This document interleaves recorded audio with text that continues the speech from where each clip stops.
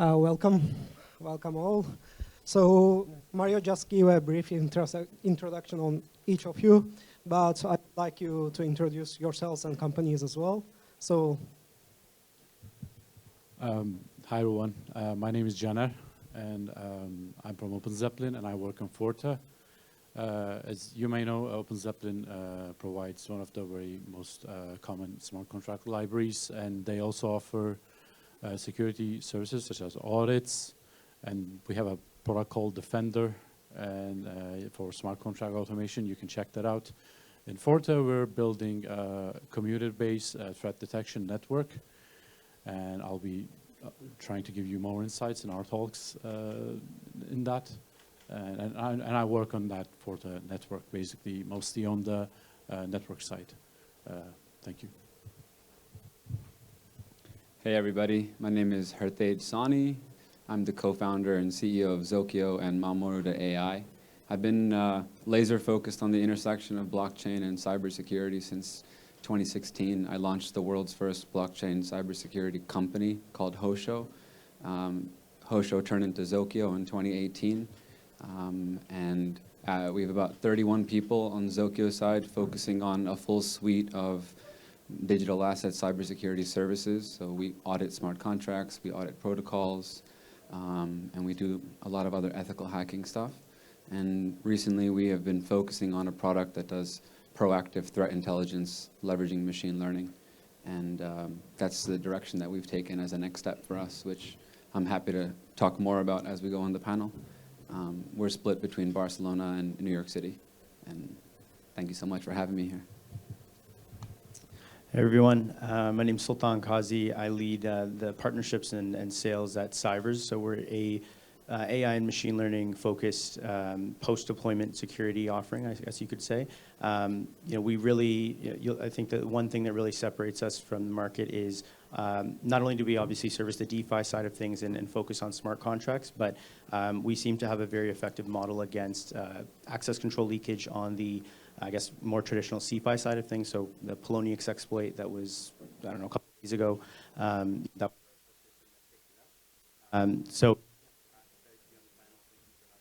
Looking forward to the questions.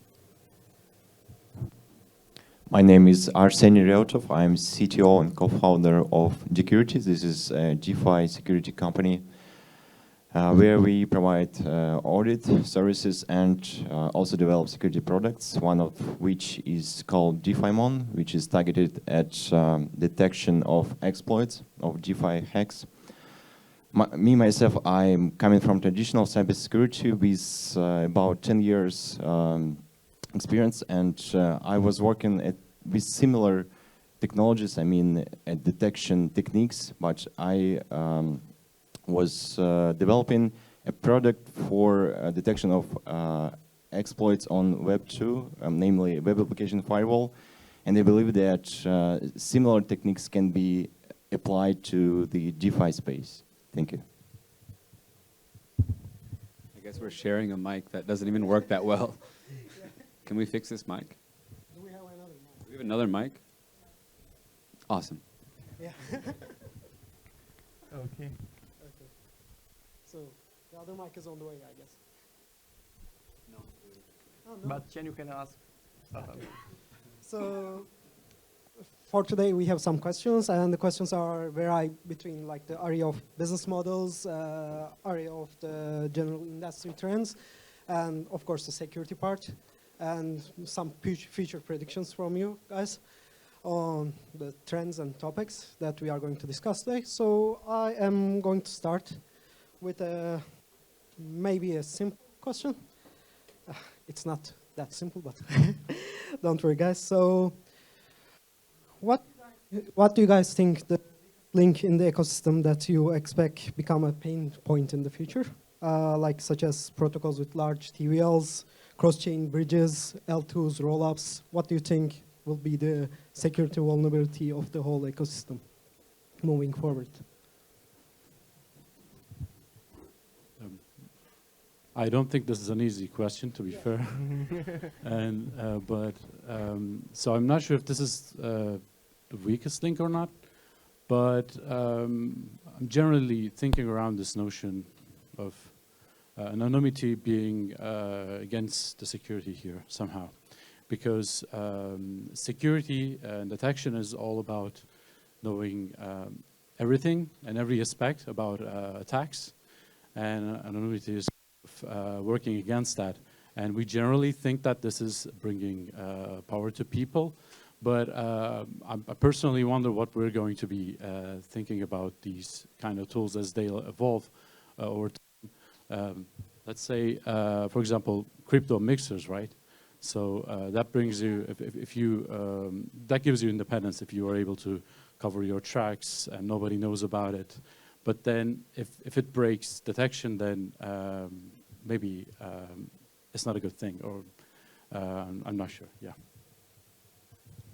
Yeah, it's hard not to want to piggyback on your answer a bit, because as we keep talking to so many of these privacy-oriented L1s and L2s, and we're talking about contract auditing or proactive threat intelligence using machine learning, there's a lot of very unique questions in the privacy world, and a lot of it is being driven by the demands of traditional finance demanding privacy in this ecosystem. And security is just a massive question there as to how it's going to happen, because in security we do demand transparency. Outside of that, I think we're going to see a rise of SOAR playbooks being become more commonplace in our space. If you go through the entire DeFi landscape today, the only public SOAR, S-O-A-R playbook that we've seen is Yearn Finance. Having a playbook, if you're not familiar with this word, for context, if you go to a cybersecurity conference, you hear the word playbook just about as much as you hear the word crypto or smart contract at one of our conferences in Web3, and it's extremely common. It's a playbook is essentially, what do you do when you have a breach? What is the process? And SOAR is one of those standards. And you know, we built being your SOAR playbook into our software solution for this reason, that anyone we talk to doesn't even have a playbook, let alone often in DeFi, they don't even have a chief security officer. And then some of the biggest DeFi players refuse to respect security until they get burned or until they have a breach. Our space is extremely nascent. So some of the biggest DeFi players with hundreds of millions of dollars are disrespecting cybersecurity. And then we have TradeFi players operating at the highest levels. We have JP Morgan Onyx with a plethora of institutions already built on it with a very different caliber of demand, where they are expecting SOC 2 and insurance and care about playbooks right off the bat prior to deployment. They care about threat intelligence prior to deployment. They're looking for something like a Splunk or a CrowdStrike for Web3. And as you can see, that's why a lot of different companies are trying to take a stab at that problem in a unique way. I'll stop there. I think for me, it's a very unoriginal answer, but I think it's like the interoperability piece is just areas where you're going to have, you know, so many of these problems as these exploits kind of get more and more complex. Like I think that, you know, our team, when they detected the Poloniex exploit, they detected that it was like it was initiated like a month and a half before with an entry point, and then it was 300 plus transactions over a 70-minute period across 5 different chains. So I think that like that piece is huge in terms of being able to, you know, bring together not only like your audit from your real time to your bug bounties and all these types of things. I think that is like definitely the next step. And I think the other side of it for me comes down to like, and this is more of like a mentality shift, is that a lot of, you know, protocols that that I'll talk to, that I'm sure that you guys talk to, kind of have tunnel vision, for lack of a better term, where they're like, no, we got our audit, we're good. Or no, we have a bug bounty program, we're fine. Or we have real-time monitoring, we don't need an audit. Or, you know, these types of things. So I think that getting a shift in that landscape is going to be critical. And I understand the flip side of that, right? Like audits aren't cheap, our services aren't cheap. Like it depends on what you call cheap, but the idea being that like security is an ongoing thing, and the unfortunate part is especially in a market like this, that you have a lot of organizations that unfortunately have to pick and choose where they're going to allocate this money. So I think that, you know, hopefully, you know, through a combination of almost interoperability between services like the different ones on this panel, I think that hopefully we can help bring that cost down, because it's unfortunate, but security shouldn't be a nice to have. And that's so much of the conversations that I have. They're like, this is amazing. Wow. Yeah, we saw that you detected that, but we don't have budget right now, or it's not a priority until Q2 next year. So I think that to me, those are the weakest. I don't think you need to think that far ahead. I think those problems exist right now, and addressing those, in my opinion, you can't kind of go past that until you address the current ones. Speaking about technical side of the weakest link in the whole DeFi ecosystem, I would also stress out the moment about that everything is interconnected. All the contracts are live together in one system, and one contract can influence the other one. And as someone on Twitter said that DeFi is not just Lego bricks, but it's Jenga. If one brick is removed, then everything collapses, especially if it's a major protocol like Compound or Aave or something like this, or some stable coin like USDT. It will be just a collapse. So speaking from the point of view of the project themselves, I would say that the weakest point right now is actually the lack of monitoring actually integrated into these systems. They lack circuit breakers, they lack incident response, they lack playbooks. So it's we are really at early stage compared to Web2 practices, how people prepare for such events. And of course, the openness and open nature of DeFi and smart contracts is key distinguisher in that regard if you compare with Web2, because everything is clear. Any hacker can look at the even compiler and find 0 days. So yeah, DeFi space should adapt to these challenges especially. Thank you. Answered that very well. Like it was probably one of the hardest questions I was going to ask, and the answers were superb. Thank you for that. Now I am going to ask a simple question. This time it will be. So you know that security is a cat and mouse game. So each side evolves through going through the stages and their actions. They generate, they improve themselves and take new actions. So your companies, what new threats emerge since your foundation, and how are you dealing with them? How you have evolved with them? New threats. When you say new threats, is that the new type of attacks that has emerged recently? Well, one of them I've recently heard is something called pig butchering. The name is a little interesting, but it's about like this phase where you feed pigs so they get fatter. And so in these types of attacks, let's say there's a smart contract, and this is obviously like a scam smart contract, but you don't know about it, and someone contacts you and wants to invest in that and put more funds and more funds and more funds, and then finally this person just withdraws all the money and disappears. So this kind of attack. And this was kind of caused a crackdown on some of the governments around the world. And we have a scam detector in the network that actually fired some alerts about this. But we are trying to improve our scam detector to find these kind of attacks and alerts better. I think I'll slightly alter your question into, instead of new, I'll focus on old, because in my opinion, we're still facing the same problems that we were facing in 2016. And when we audit smart contracts, we continue to find fundamental flaws in the logic. And logic flaws are continuously found through manual audit. And this is fundamentally the reason that even in this new age of AI and the speed of AI development, AI is facilitating and assisting massively in fuzz testing and finding a lot of, I would say, smaller issues and saving the time of the manual audit.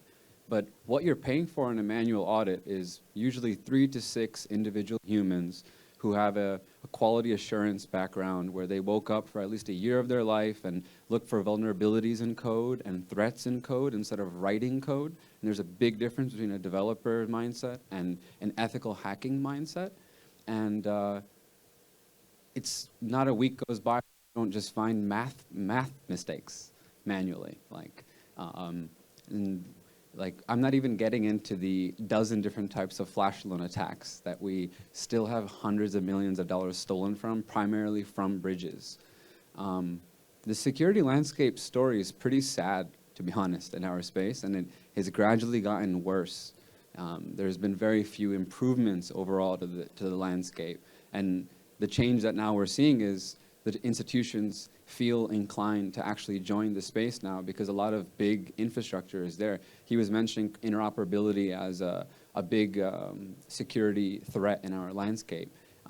Chainlink has now launched CCIP. I'm not an investor or anything, I'm just a fan, and I really appreciate what they've built, and I think that Chainlink with their brand and what they've built with cross-chain messaging interoperability, it's just for messaging interoperability. I think that in and of itself is giving such a green light to so many institutions to want to build in this space that I think this entire panel is in a rush to cater to those institutions. But at the same time, those institutions have long sales cycles, so it might take 6 months to get an NDA in place, and then another 6 months to get the pilot going, and then another 6 months to actually onboard. And by then, we're talking to the biggest DeFi players who have budget constraints, lack of respect for security, no chief security officer, and they're just like, we haven't even breached yet. We just got an expensive audit from 3 different firms. Let's talk to Cybers or Mamoru or Hypernative later. And I think that what I will mention on that note is that this is the third pillar of legitimate companies in our space. The first is, the Fireblocks or the Coppers and the Coinbase plus Go for custody. Then you have Chainalysis and Elliptic as the second pillar to be like a legit company in this space and target governments and institutions. And the third pillar is now security. I think it should be the first pillar, but it's the third right now. And this is the third. You'll onboard to Cybers, Mamoru, and maybe Hypernative, and use Defender, and people are going to use multiple solutions. And we all actually have different fundamental approaches inside of our software, and so there's room for a lot of synergy between us and friendship. I like them. Yeah, I would continue kind of on the same vein. I think that from Cyber's perspective, the old threats aren't solved yet. So I don't think that there's any point in looking forward, to something else. I think one thing that we have focused on quite a bit is kind of what I had mentioned. From it's to me that you think about probably the oldest vulnerability is private key leakage, like me accidentally leaving my sticky note somewhere, right? Way back. And ironically, those are still the exploits that are damaging the system by far the most, right? You look at, I think we did an analysis of Q3, it was something like $650 million lost. 540 million of that was access control leakage.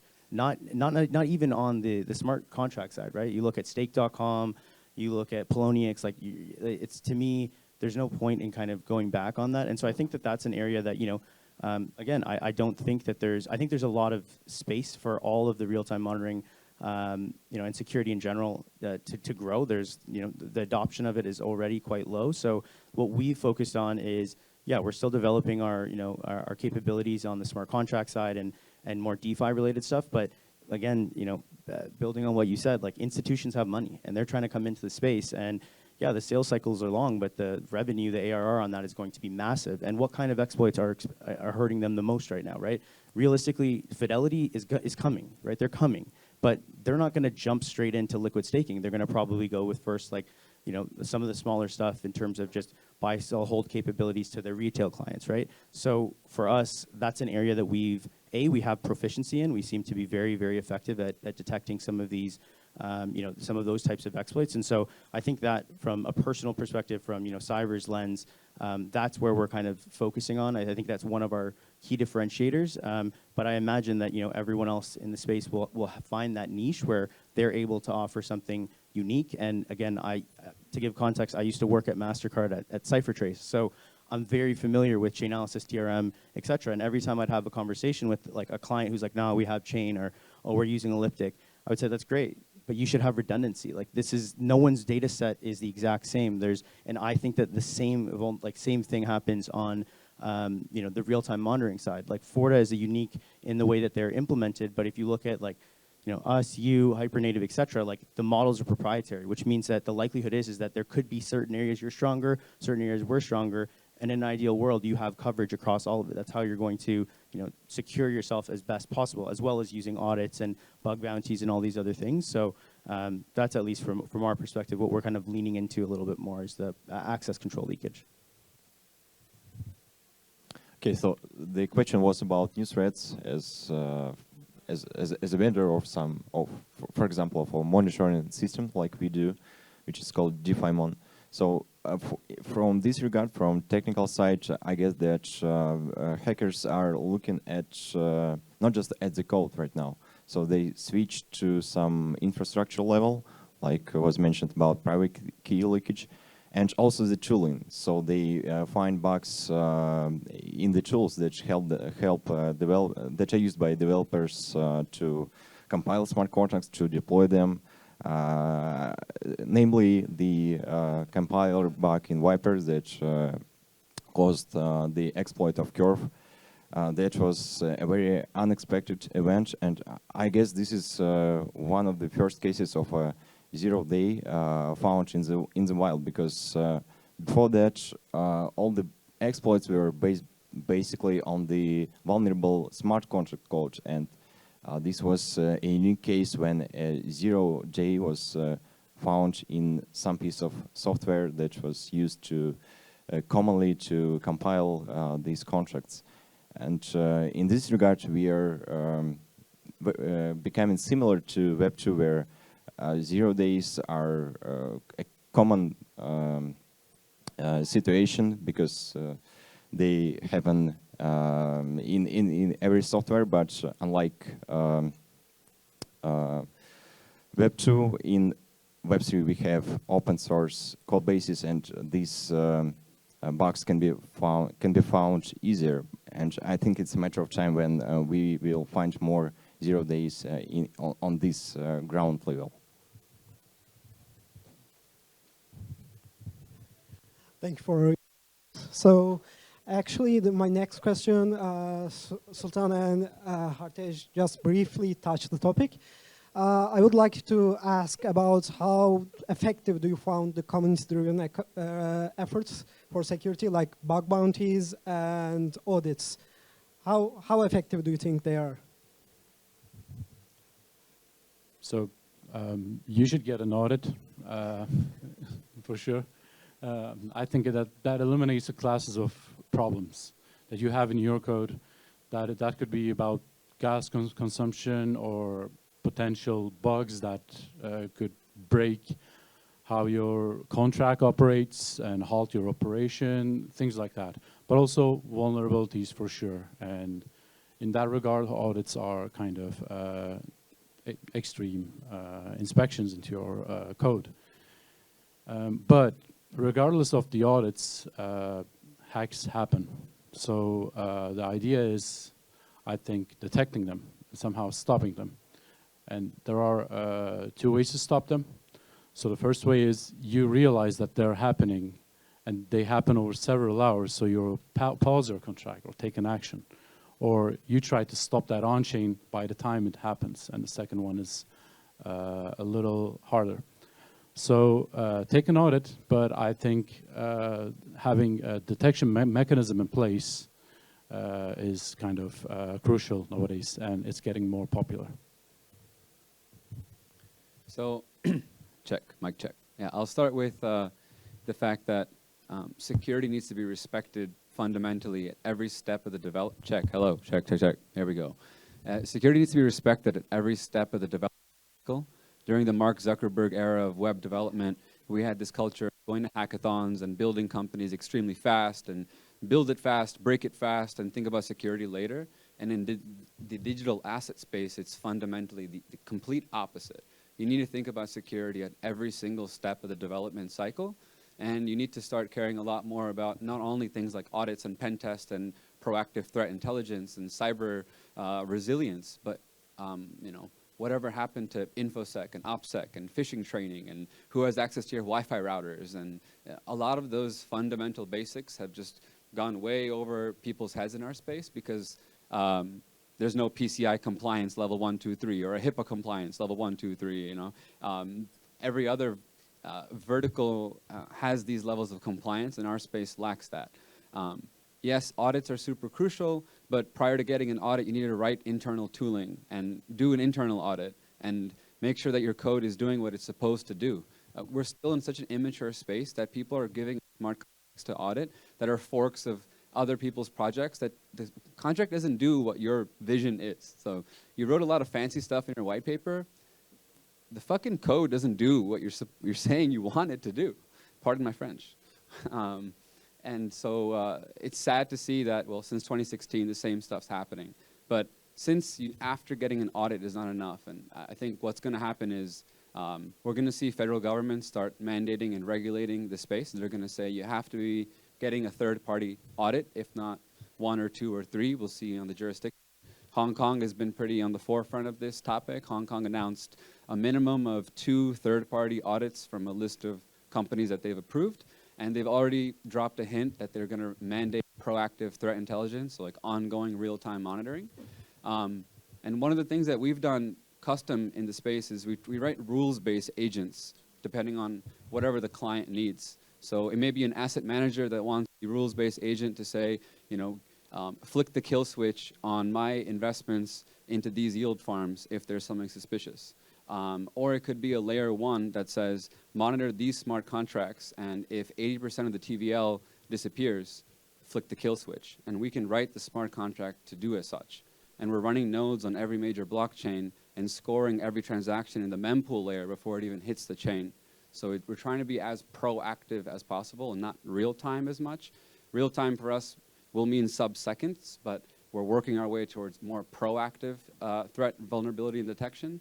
And a lot of what we do is actually very similar to how MasterCard and Visa has found anomalies for the last decade, if not more. Yeah, that's about it. I'll stop there. Thank you.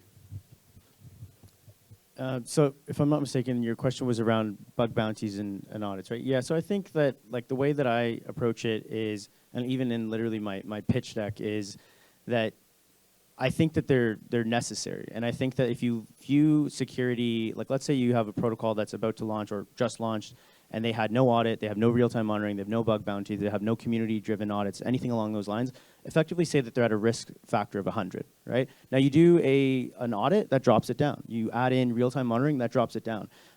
You add in compliance-related monitoring, that also drops it down. So my point is that like, I don't think that they're, like I think the perfect storm is like as much that you can get in there as you can, but I think that, you know, if you look at the nature of those types of, I always just see it as like audits, again, and forgive me because I'm not on the technical side, but audits I look at it as like you have experts who have experience in this and they look at something and they say, is there something wrong or not?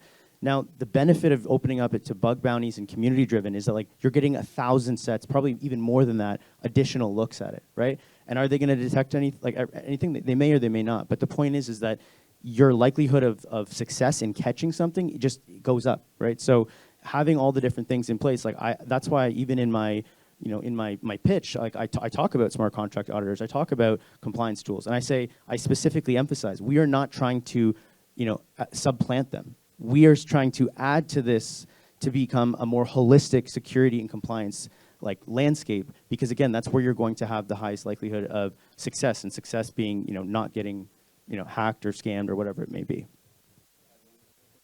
Yeah, one thing I just want to add to that is it's been amazing to see the rise of amazing independent security researchers. You know, when the space started in 2016, we all were forming audit companies. It's been incredible to see the high quality of independent security researchers. I think there's 2 factors behind that. Number one, you actually can get paid to learn how to become a security researcher, and you can learn how to become an ethical hacker in our space now, and you used to have to pay to learn those skills. So now you're being paid to learn those skills. That's awesome. And second, in the early days of the bug bounties, a lot of times you didn't get paid. So you would find a vulnerability and you reach out to the company and be like, I found something. You just didn't get paid. So where was the incentive?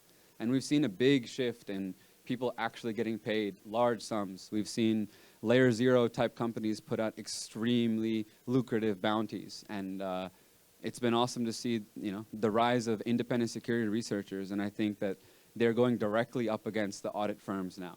And there's been a shift, and it's not easy when you're in the audit business, but it's okay. It's good for the space. Speaking about the effectiveness of audits and bug bounties, well, they are, of course, a must-have, but security should be layered, not only audits and bug bounties. Of course, monitoring should be in place. Insurance is way underdeveloped in this space. I would say pretty non-existent right now. And speaking about audits, they should be not just about the code, they should be about the processes, CI, CD, because looking just at the code, you can't predict how it will be deployed. For example, will they call this initialize function or not?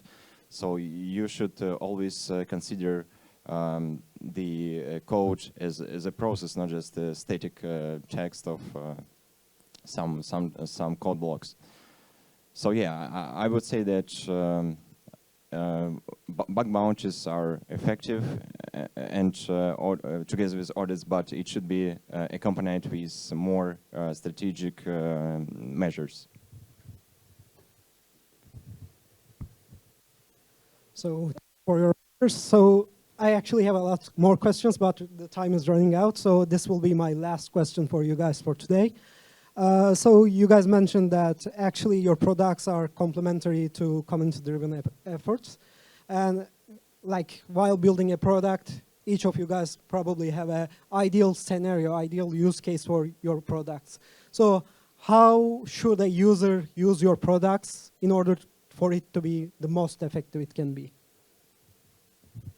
So what Forte produces right now is threat intelligence. And threat intelligence data doesn't mean a lot to a user because it tells you about these indicators about something happening with some complex sentence or language or data, and what you're supposed to do with that, like, not send that transaction or, withdraw your funds.